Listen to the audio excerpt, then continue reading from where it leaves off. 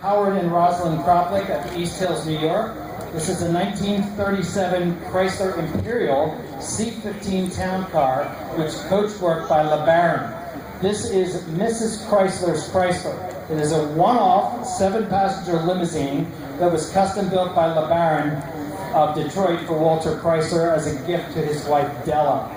It was inherited by their daughter Bernice Chrysler Garbish and later donated to the Suffolk County, New York Vanderbilt Museum by Harry Gilbert in 1959. Remained there until the Kropliks bought the car and became the 5th owners in January of 2012.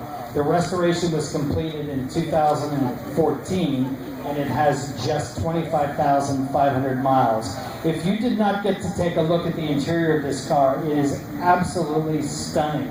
It's Art Deco to the max, and it is just a beautiful automobile. Guys, thank you very much. We really appreciate you bringing it, and especially thank you for restoring such an important car. This is the second of our Silver Ghosts. This is the Best of Britain Award, the Best British Open Car, owned by V.Z. Cullen of York, Pennsylvania. This is a 1913 Rolls-Royce 4050 Silver Ghost London and Edinburgh tour with coach work by Wilkin & Son. This was not the original body that this car wore when it was delivered from the factory, but the car was done in the style of Barker by Wilkin & Son of Derby, England. Restoration was completed in 2015, and again, this is another example of the Silver Ghost, which were produced not only in Europe, but here in the United States between 1921 and 1926. The other thing I'd like to point out is VZ drives this car.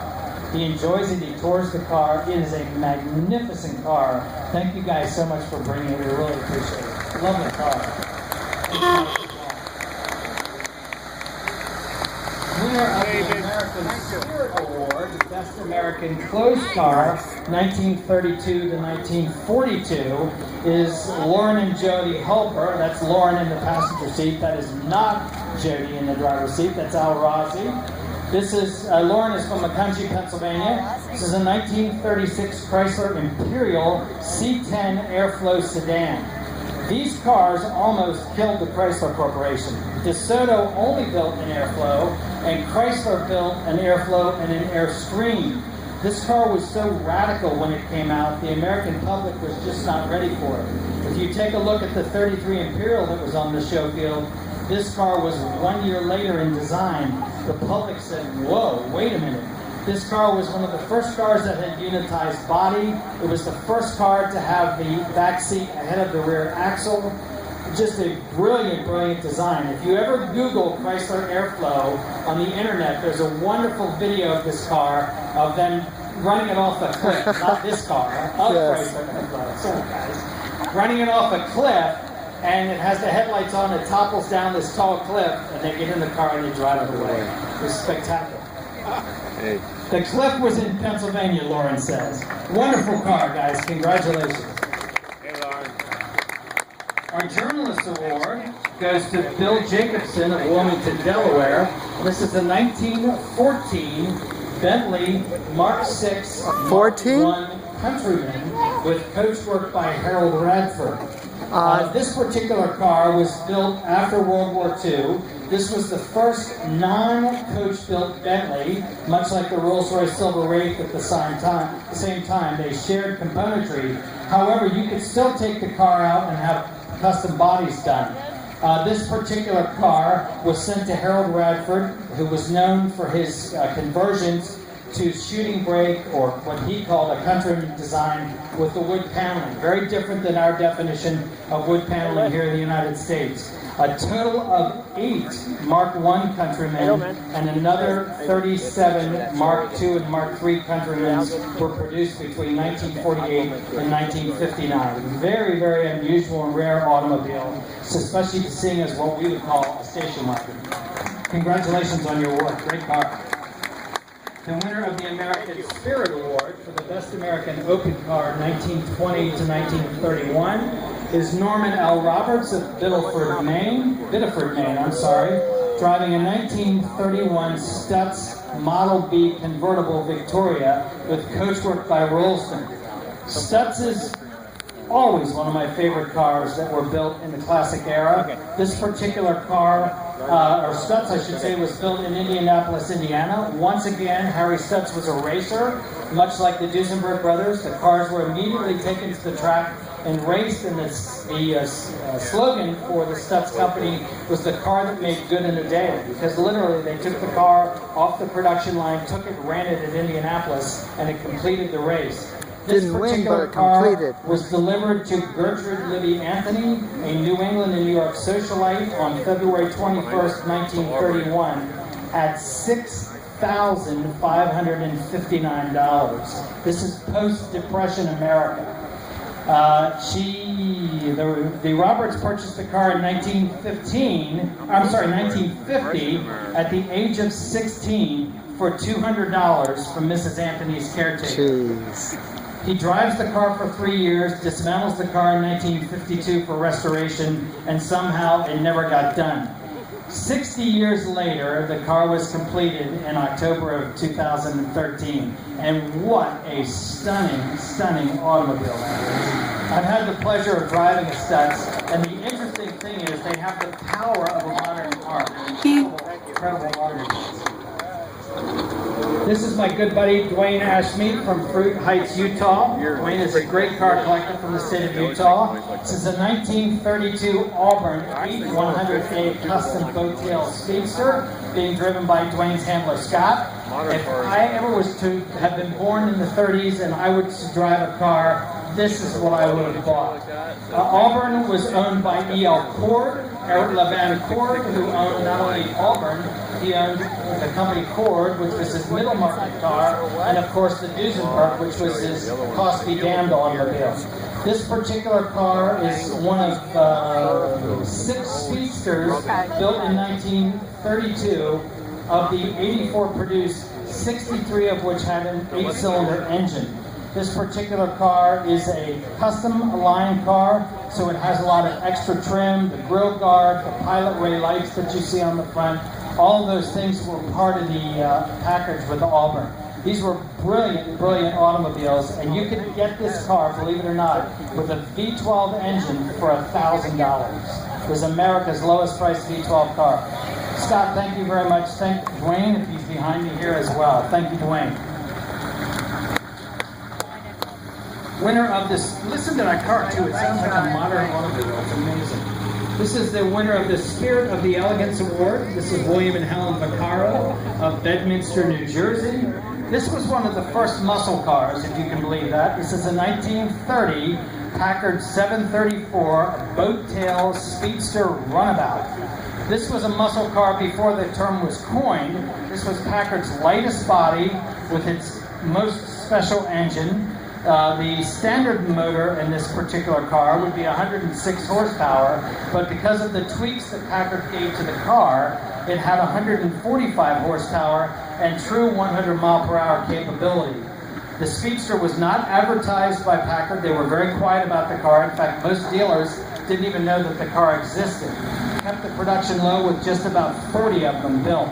This particular car was purchased by a Mr. S. Northrop Castle of Honolulu, Hawaii, from Packard Motor Car Corporation in New York City. Great car.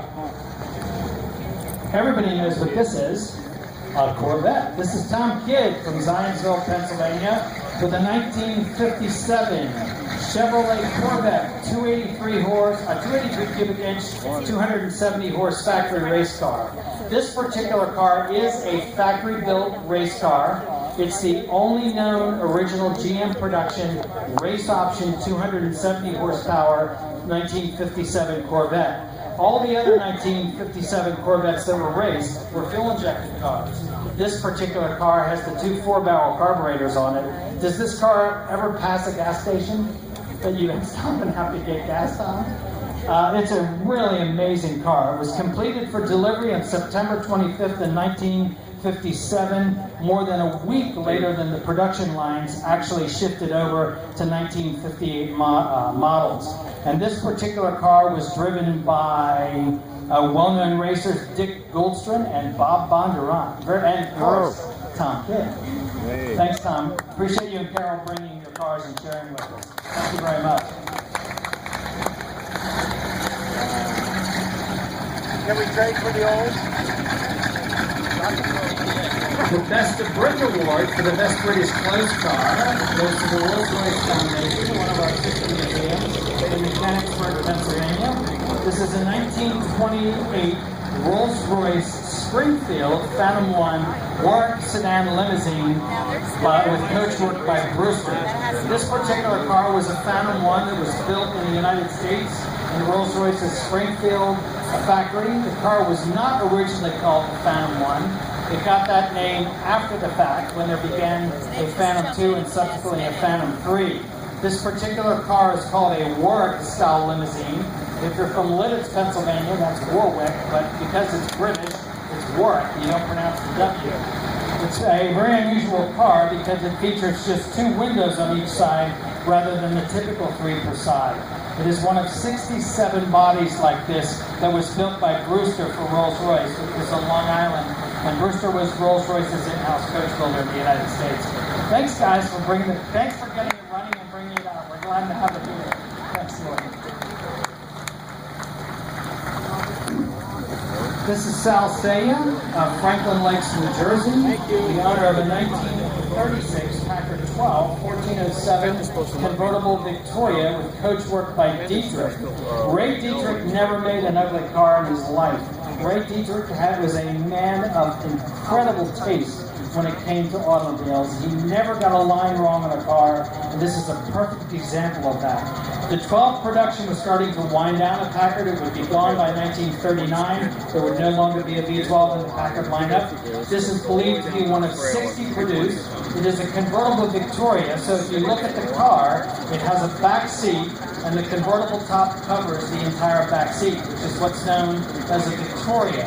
Packard called their cars models, for this example, a 1407, which meant it was the 14th series of Packards, and that's where that number came from. Packard didn't follow the standard model years like the other manufacturers did. This is a lovely car. It was originally delivered to Thomas Motor Company in Beverly Hills, California. That looks like Beverly Hills. Lovely car. Thank you very much for bringing it. Our second Pierce Arrow today is owned by Sam Lehrman of Palm Beach, Florida. This is a 1935 Pierce Arrow Model 1245 convertible coupe. You heard me say earlier, Pierce Arrow said, we don't care. We're going to, till the end, we're going to build luxury cars. Whereby Packard and Cadillac went to lower priced cars, Pierce Arrow said, no way. And they continued to build luxury automobiles until the very end. Believe it or not, Pierce Arrow, which began life as a birdcage manufacturer, later built motorcycles and bicycles and subsequently some of the most grand automobiles in the United States. This particular car was the Chicago Auto Show car in 1935, and it has had just 3 owners in its life. One of 4 V12 convertible coupes. It was restored in 2013. Lovely car and a lovely color combination.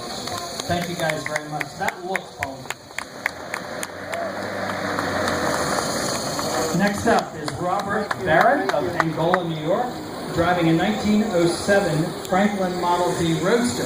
Now, if this car looks a little unusual front, it's because it should be. This car does not have a radiator, so it's not a water-cooled car. It's an air-cooled car. Interestingly enough, the Franklin Manufacturing Company was in Syracuse, New York. They were the largest producer of air-cooled automobiles. In fact, nobody in America built more air-cooled cars combined than did Franklin. The other thing that's kind of cool about Franklin is when the company went defunct, the rights were sold to an aircraft manufacturer, and the engines used as helicopter engines. Also, a modified version of the Franklin engine would be the engine used to power the Tucker automobile.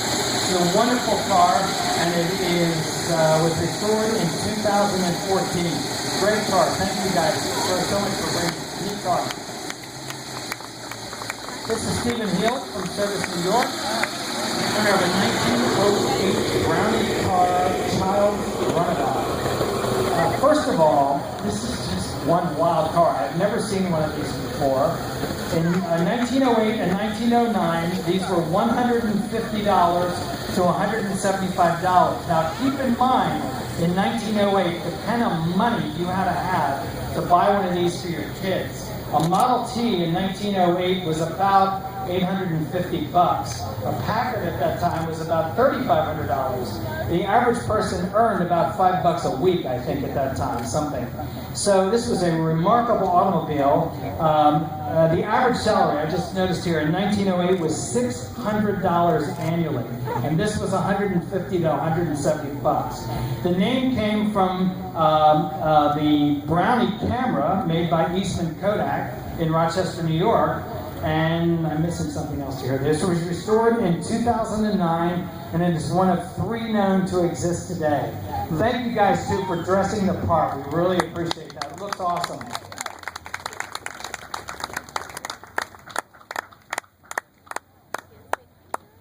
Very cool. Our next car is owned by Danny Lane Danielson of Middletown, New Jersey. This is a 1937 Packard Super 8 1502 7-passenger limousine. Bear in mind, you can walk into the Packard dealer and buy a car like this off the showroom floor. This was a standard Packard.